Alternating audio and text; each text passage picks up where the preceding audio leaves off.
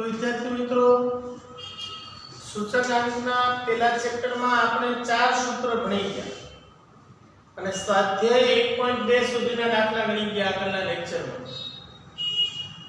આજે આપણે ઈ ચેપ્ટરના 4 સૂત્રો પછીના જે સૂત્રો છે એનો અભ્યાસ કરીએ અને ત્યારબાદ એને અનુરૂપના દાખલા ગણીએ। તો સૌથી પહેલા તમારા પહેલા ચેપ્ટરનું સૂત્ર નંબર 5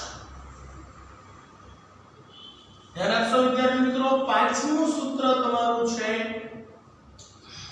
લાસ્ટ પેર નો સૂચક આંક।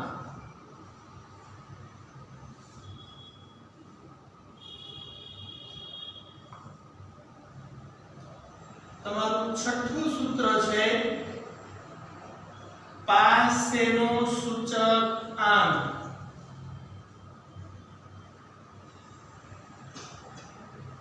અને તમારું સાતમું સૂત્ર છે ફિશર નો સૂચક આંક।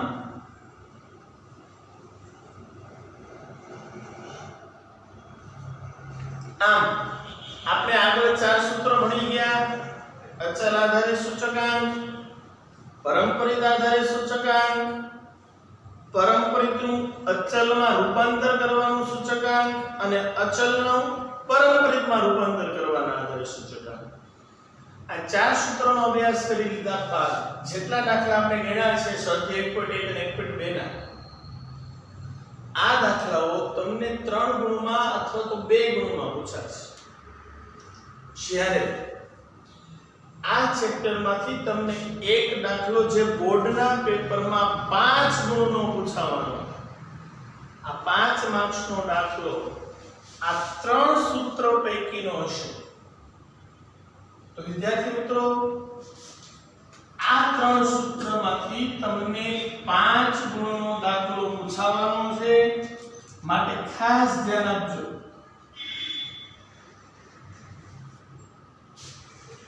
અને મેં તમને ચેપ્ટરની શરૂઆતમાં જ કીધું કે ચેપ્ટર નંબર 1 સૂચકાંકના દરેકે દરેક દાખલામાં આપણે માત્ર ને માત્ર સૂચકાંક ગણવાનો છે।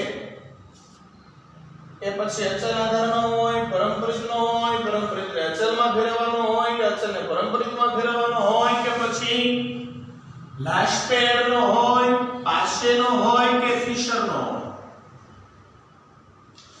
તો સૌથી પહેલા આપણે 5મું સૂત્ર આપણે અભ્યાસ કરીએ સૂચકાંક, પણ કેનો? લાસ્ટ પેર। તો મિત્રો સૂચકાંકને અંગ્રેજીમાં શું કહેવાય? ઇન્ડેક્સ નંબર, એટલે સૂચકાંકનો I, લાસ્ટ પેરનો L, એટલે લાસ્ટ પેરનો સૂચકાંક IL બરાબર સિગ્મા P1 Q0 છેદમાં સિગ્મા P0 Q0 ગુણ્યા 100।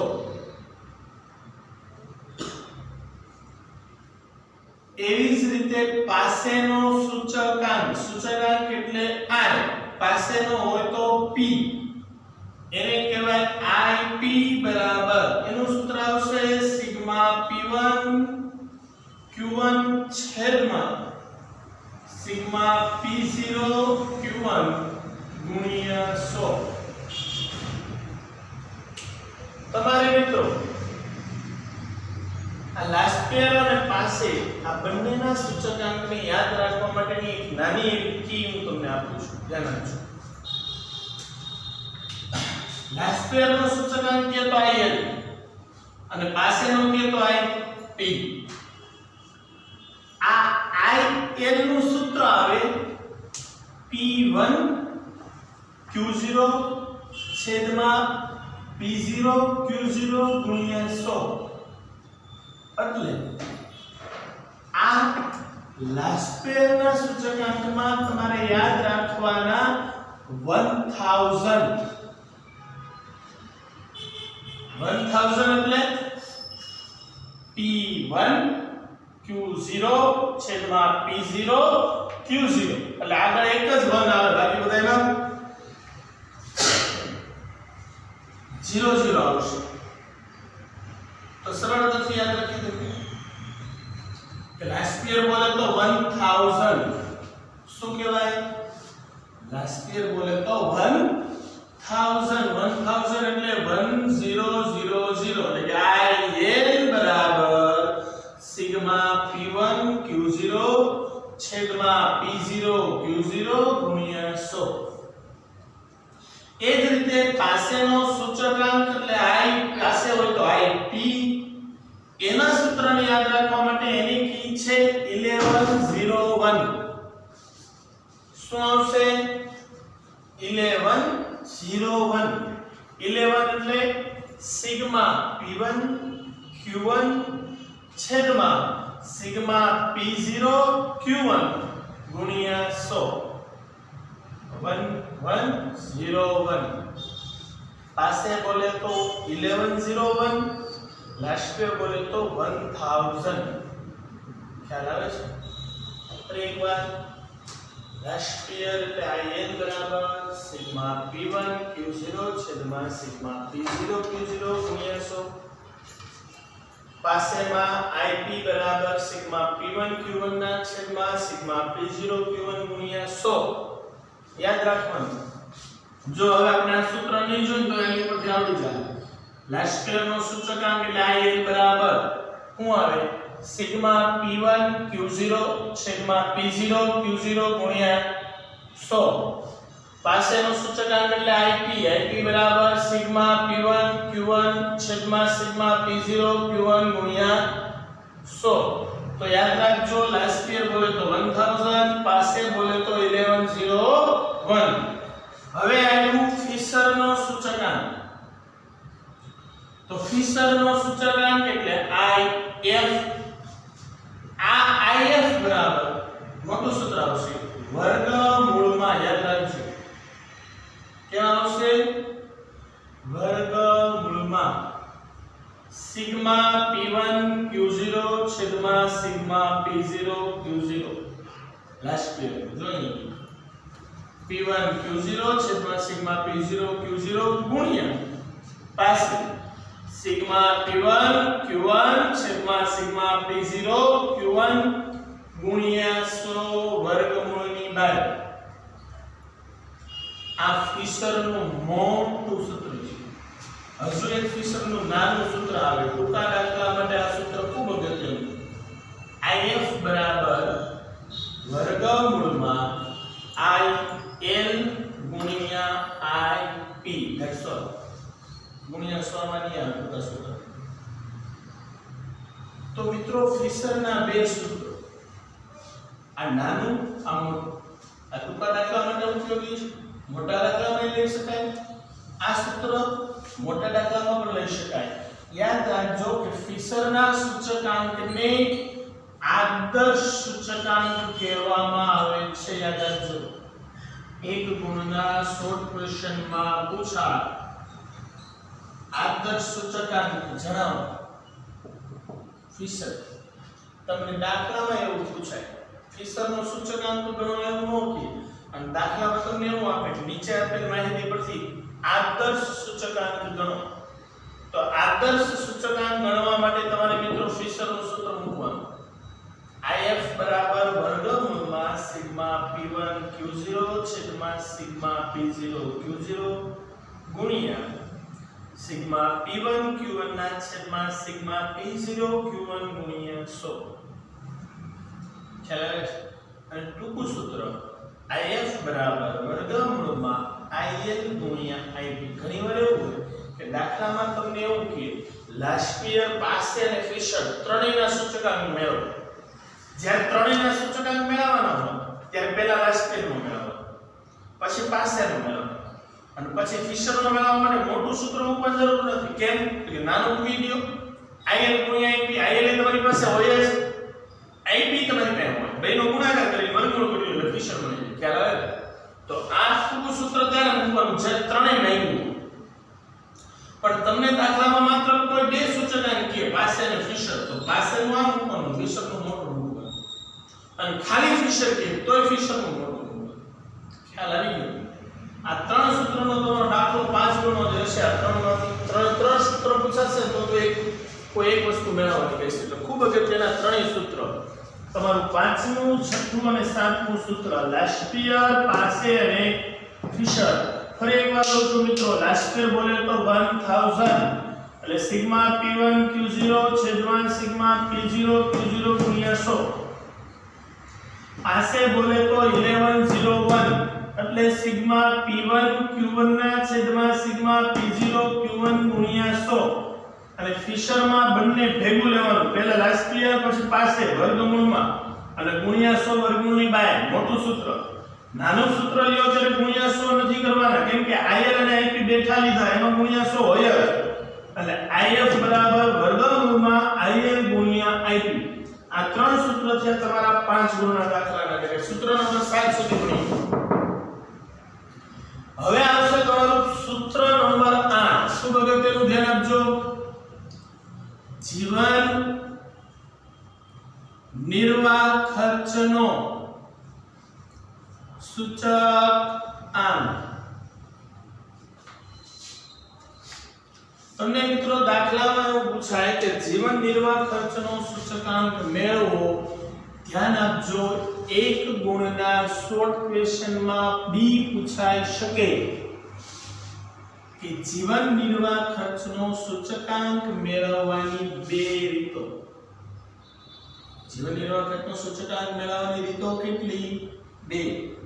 પહેલી, કુલ ખર્ચની રીત. બીજી,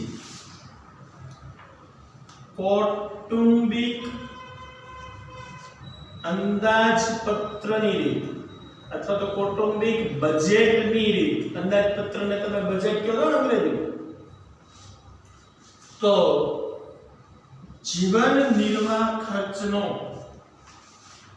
સૂચકાંક મેળવવાની રીતો કેટલી? તો કે બે. બે રીતે તમે જીવન નિર્વાહ ખર્ચનો સૂચકાંક મેળવી શકો.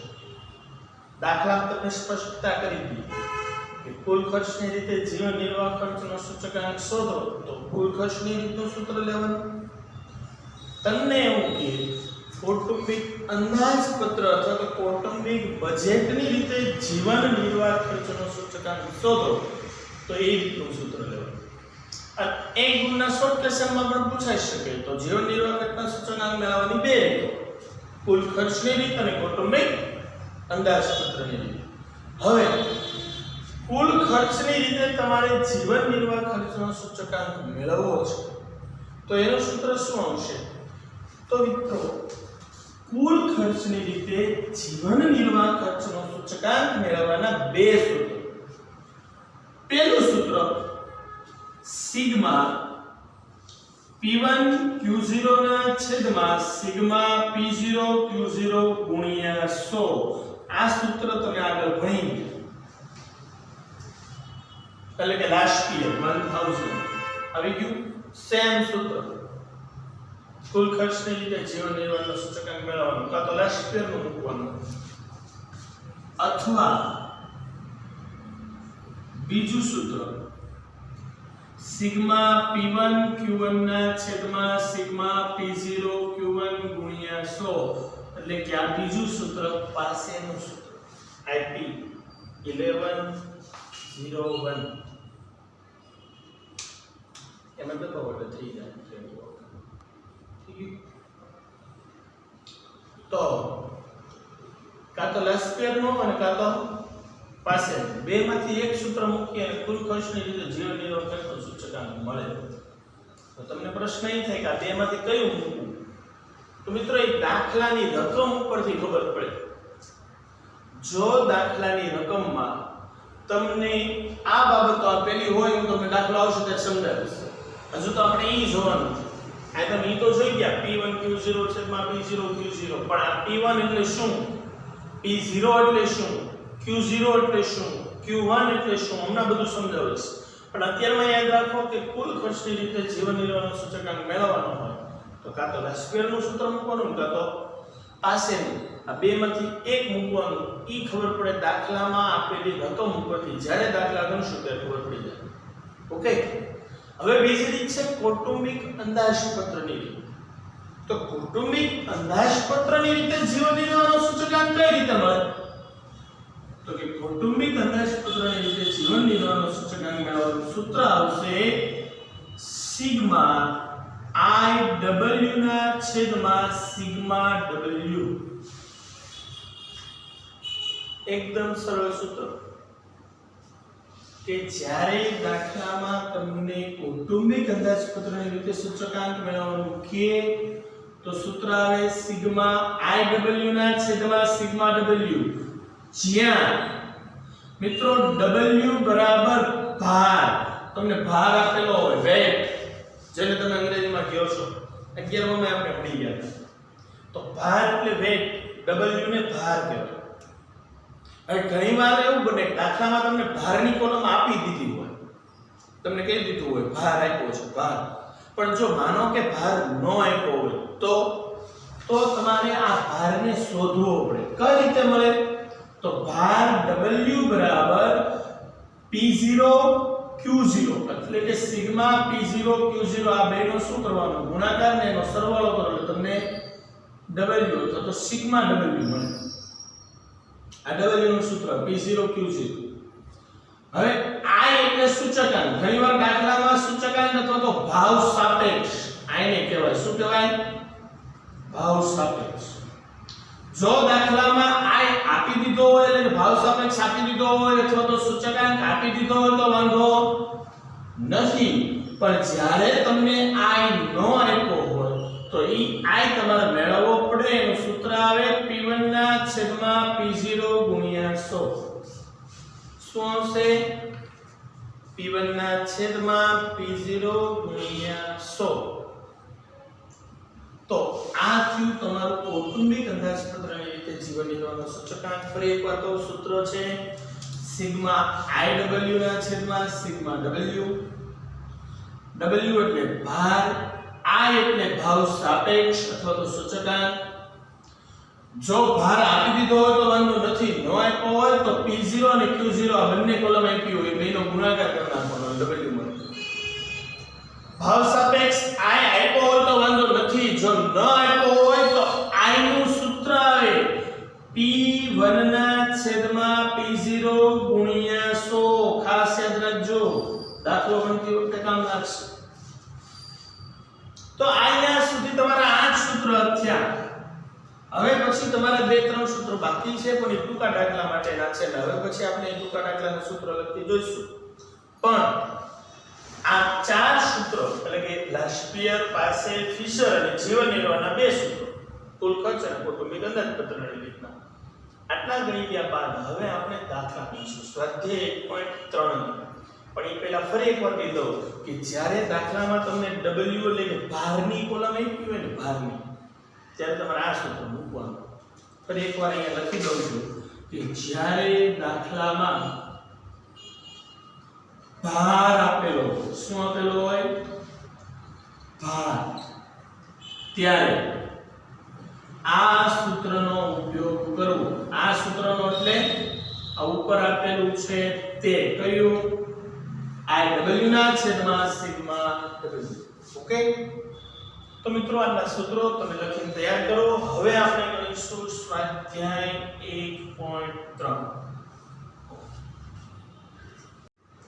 તો મિત્રો સ્વાધ્યાય 1.3 ના દાખલા નંબર 1 નો આપણે અભ્યાસ કરશું. હવે આપણે સૂત્ર ભણી ગયા, સૂત્ર લખી અને પહેલા તમારે તૈયાર કરી નાખવાના છે.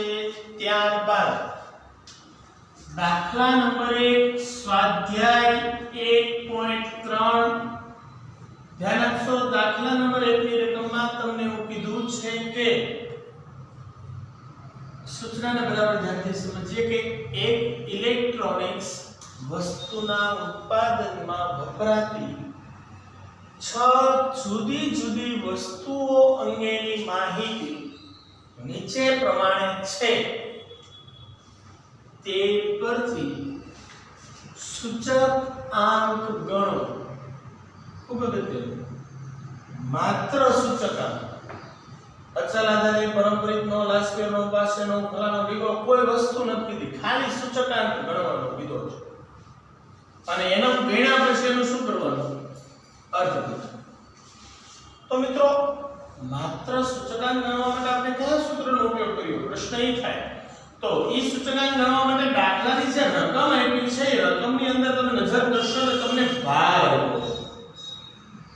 અને મેં તમને અગાઉ કીધું જ્યારે ભાર એટલે કે W આપ્યો હોય ત્યારે કયું સૂત્ર મૂકશું?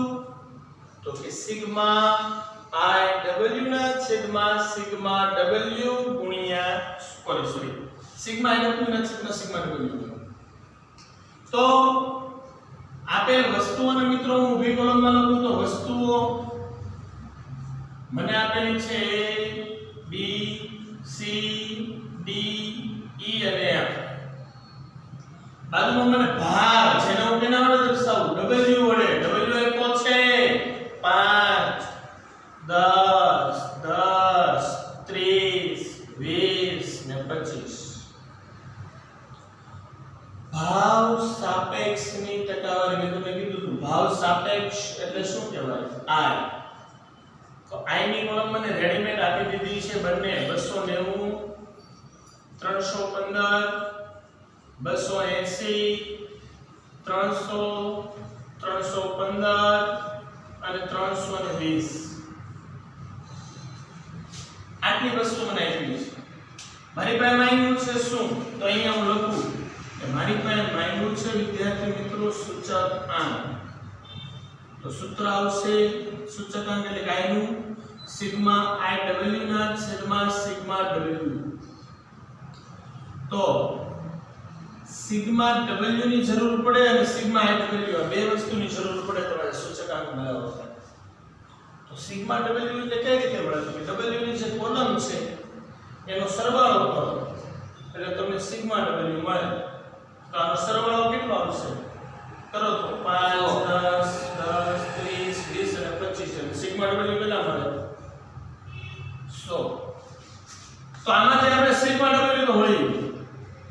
હવે આપણે શું જોઈએ? તો કે I W sigma I W એટલા માટે આપણે આ I અને W બેનો ગુણાકાર કરી દો. બે ભેગું થઈ જાય I W થઈ જાય. તો 290 ગુણ્યા 5 કરો 1450. 315 ગુણ્યા 10 કરો 3150. હું જ કહું 3150. 280 ગુણ્યા 10 હું જ કહીશ 2800. આવડે છે ને? 300 ગુણ્યા 30 9000. 315 ગુણ્યા 20 બોલો 6300. 6300 એટલે કે 6300 અને 25 ગુણ્યા 320 8000. મિત્રો આનો સરવાળો કરો એટલે આગળ સિગ્મા લાગી જાય તો સિગ્મા I W મળી જાય તમને કેટલા? 30700.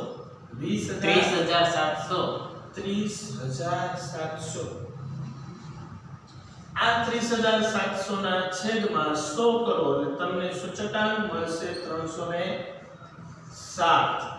મળી ગયો. સૂચકાંક મેળવ્યા પછી તમારે અર્થઘટન કરવાનું છે. તો લખવાનું કે આ ઇલેક્ટ્રોનિક્સની જુદી જુદી 6 વસ્તુમાં ભાવમાં જુદી જુદી 6 વસ્તુમાં 307 માઈનસ 100 આધાર વર્ષનો સૂચકાંક કરો એટલે કે 207% નો વધારો થયો છે. તમને મિત્રો જ્યારે જ્યારે અર્થઘટન કરવાનું કે ત્યારે જે સૂચકાંકનો જવાબ આવે એમાંથી 100 બાદ કરો એટલે તમને ટકાવારી વધારો મળે. જો અહીંયા 100 કરતા ઓછા આવે તો એટલો ઘટાડો થયો હોય. માનો 90 આવે તો 10% નો ઘટાડો. 100 થી વધારે આવ્યા 207 તો 207% નો વધારો થયો. તો આ તો તમારો પહેલો દાખલો સ્વાધ્યાય પેપર 3 નો ખૂબ સરળ છે કે જ્યારે દાખલામાં તમને ભાર રેડીમેડ આપી દીધો હોય અને ભાર સાપેક્ષની ટકાવારી આપી દીધી હોય ત્યારે આ બંનેનો ગુણાકાર કરી સીધો I W ની છેદમાં W મૂકી દો તમે જવાબ મળે. એવો જ દાખલા નંબર 2. તો વિદ્યાર્થી મિત્રો આવો દાખલા નંબર 2 ની રકમમાં તો બીજા દાખલામાં તમને એવું કીધું છે કે સૂચનામાં આપો ધ્યાન કે એક ફર્નિચરની બનાવટની વસ્તુના ઉત્પાદનમાં વપરાતી 6 જુદી જુદી વસ્તુઓ અંગેની માહિતી નીચે પ્રમાણે છે. આ માહિતી પરથી વર્ષ 2014 ના આધારે વર્ષ 2015 નો સૂચક આંક ગણો. અને જેમ જ માત્ર શું મેળવવાનું? સૂચકાંક. અને સૂચકાંક મળી ગયા બાદ આપણે એનું શું કરવાનું? અર્થઘટન. તો સૂચના વાંચ્યા બાદ હવે દાખલામાં આપેલી વસ્તુઓ કેટલી? તો કે સૌથી પહેલા વસ્તુ આપી છે મને મિત્રો. તો વસ્તુ કઈ કઈ આપી છે? A B C D E અને F. આ વસ્તુ આપી દીધી છે. એની બાજુમાં મને આપ્યો છે ભાર. ભાર એટલે W. W મને આપ્યો છે કેટલો? 17 15 22 16 12 અને 18. આ W ની કોલમનો સરવાળો કરો એટલે સિગ્મા W મળે. કેટલા મળશે? 100. સિગ્મા W મળી ગયા. આની જેમ અહીંયા પણ ભાર આપ્યો તો અહીંયા પણ ભાર આપ્યો છે. પણ ડિફરન્ટ શું છે કે પેલા દાખલામાં તમને ભાવ સાપેક્ષની ટકાવારી એટલે કે I આપી દેતા રેડીમેડ. અહીંયા તમને I આપ્યો નથી. તમને વર્ષ 2014 નો ભાવ અને 2015 નો ભાવ આપેલો. તમારે I મેળવવો પડશે પહેલા. તો કઈ રીતે મળશે? તો સૌથી પહેલા મિત્રો હું તમને કહું, ધ્યાન આપજો, બરાબર ધ્યાન આપજો, કેમ કે 5 ગુણના દાખલામાં પણ તમને આ ખૂબ ઉપયોગી થશે. કે ભાવને આપણે અંગ્રેજીમાં શું કહેવાય? કે પ્રાઇસ. અને ભાવને દર્શાવવાનું P વડે. યાદ રાખવાનું. ભાવને કેના વડે દર્શાવાય? P વડે. આ તમે લખી નાખજો તમારા ધાબા ઉપર ચોપડામાં. અને 10 વાર લખીને પાકું કરજો. ભાવને P વડે દર્શાવાય. જો જથ્થો હોય જથ્થો, તો જથ્થાને અંગ્રેજીમાં કહેવાય ક્વોન્ટિટી. એટલે જથ્થાને Q વડે દર્શાવાય. ખાસ યાદ રાખજો, ભાવને P વડે દર્શાવાય, જથ્થાને Q વડે દર્શાવાય. ભાવને P વડે, જથ્થાને Q વડે. અને એ જ રીતના મેં તમને ચેપ્ટરની શરૂઆતમાં બે વ્યાખ્યા સમજાવી હતી, ચાલુ વર્ષ અને આધાર વર્ષ. યાદ છે? તો એમાં બે વર્ષ હોય. એક વર્ષ ભૂતકાળનું, જેને તમે કેવું વર્ષ કહો? આધાર વર્ષ. અને બીજું નજીકનું વર્ષ હોય એને કહેવાય ચાલુ વર્ષ. તો આધાર વર્ષને 0 વડે દર્શાવાય અને ચાલુ વર્ષને 1 વડે દર્શાવાય. આ ચાર બાબતોને તમારે ખાસ ધ્યાનમાં રાખવાની છે. શા માટે? તો કે આ ચાર બાબતોને ઉપરથી ને તમને ખબર પડશે P0 કોને કહેવાય, P1 કોને કહેવાય, Q0 કોને કહેવાય અને Q1 કોને કહેવાય. આ ચાર બાબતો ઓળખવી ખૂબ જરૂરી છે. 5 ગુણના દાખલામાં પણ આવશે. એટલે યાદ રાખજો, ભાવને P કહેવાય, જથ્થાને Q કહેવાય. જો ભાવ છે અહીંયા આપણે 2 વર્ષનો ભાવ આપ્યો, 2014 નો અને 2015 નો. એટલે બંને ભાવ આપેલા છે, તો ભાવ છે એટલે હું બંનેને કેના વડે દર્શાવું? P વડે. ખ્યાલ આવે? સમજો બરાબર. બંને ભાવને મારે P વડે દર્શાવવાના. પણ આ જે ભાવ છે ને એ 2014 નો છે અને આ 2015 નો છે. તો આમાં ભૂતકાળનું વર્ષ કયું લાગે તમને? ભૂતકાળનું કે જૂનું પહેલાનું? તો કે 2014. આ ભૂતકાળના વર્ષને કેના વડે દર્શાવાય? આધાર વર્ષ. તો આધાર વર્ષનો ભાવ એટલે 0. તો આને કહેવાય P0. અને તો 2015 આપણી માટે ચાલુ વર્ષ થઈ ગયું, તો એને કહેવાય 1. એટલે આને કહેવાય P1. આ ઓળખતા તમને આવડવું જોઈએ. આને કહેવાય P0, આને કહેવાય P1. ફરી એકવાર સમજાવો, ધ્યાન આપજો. ભાવને P વડે દર્શાવે. એટલે ભાવ આપ્યો એટલે P તો રેડી જ છે. 2014 અને 2015 આમાંથી તમારે ઓળખવાનું આધાર વર્ષ કયું? તો ભૂતકાળનું વર્ષ હોય ને અગાઉનું, એને આધાર વર્ષ કહેવાય. અને આધાર વર્ષને 0 વડે દર્શાવે. એટલે આને કહેવાય P0 અને આ ચાલુ વર્ષને P1. ખ્યાલ આવે છે? તો આ ચાર બાબતો યાદ રાખજો. હવે આપણે P0 અને P1 ને ઓળખતા આવડી ગયું. એટલે અહીંયા જે આપેલી જે રકમ છે P0 વડે એને હું અહીંયા લખી તો કે 30 20 50 32 40 અને 16. P1 માં તો કે 24 70 24 70 40 48 અને 24 મેં તમને કીધું એમ અહીંયા આપણે આ એલિમેન્ટ આપી દીધો તો અહીંયા i આપેલો નથી તો પહેલા આપણે i મેળવવો પડશે તો i મેળવવાનું સૂત્ર શું આવે મેં તમને સૂત્રમાં આપ્યું હતું p1 ના છેદમાં p0 ગુણ્યા 100 એટલે કે તમારે આનો i મેળવવા માટે p1 કેટલા તો કે 24 ના છેદમાં p0 30 ગુણ્યા 100 કરો 80 આ તમને i મળ્યું એવી જ રીતના દરેક વસ્તુનો આપણે i મેળવવાનો તો અહીંયા પણ 24 ના છેદમાં 20 ગુણ્યા 100 120 70 ના છેદમાં 50 ગુણ્યા 100 140 40 ના છેદમાં 32 ગુણ્યા 100 125 48 ના છેદમાં 40 ગુણ્યા 100